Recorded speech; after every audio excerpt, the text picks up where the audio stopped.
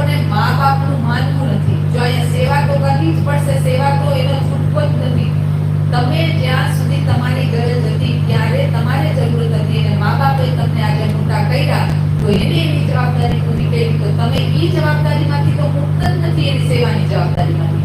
પણ જે મા બાપનું કહ્યું પણ ન માનતા હોય, જેને શાસ્ત્રો વેદોનું કેવું નથી માનવું, મા બાપનું કેવું નથી માનવું, એના માટે યસ્પીહ પિતૃ વિપ્રહ એ 14મો શ્લોક છે. આ જે મનુષ્ય આ લોકમાં માતા પિતા બ્રાહ્મણ અને વેદોનો વિરોધ કરે છે, મોટા ભાગના જોઈ લેજો અત્યારના કળિયુગી બાળકો જે છે કોઈને મા બાપ કે ગમતું નથી, બધાને મા બાપનો વિરોધ જ કરવો છે. તો એવા તમામ લોકોએ પોતાના નરકમાં ખાતા ખોલી લીધા. કેવું આ નરક? એને યમદૂત કાળ સૂત્ર નરકમાં લઈ જાય છે. એનો ઘેરો 10,000 યોજનનો છે. એટલે ચારો તરફ આ બાજુએ 10,000 યોજન ને આ બાજુએ 10,000 યોજન. અને આ જે છે એની ભૂમિ તાંબાની છે, એમાં તપાવેલા મેદાન છે અને એ ઉપરથી સૂર્ય અને નીચેથી અગ્નિથી બળતું રહે છે.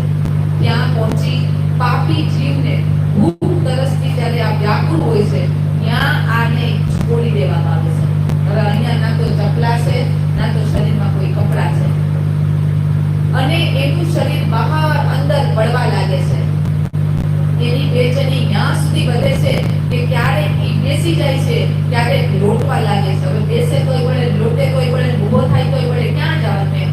ક્યારેક છટપટાવા લાગે છે, ક્યારેક ઊભો થાય છે, ક્યારેક અહીં દોડવા લાગે છે. અને એ રીતે એ નર પશુના શરીરમાં જેટલા રૂવાડા છે એના એક રૂવાડા બરાબર 1,000 વર્ષ સુધી એને ઈ નરક ભોગવવાનું છે.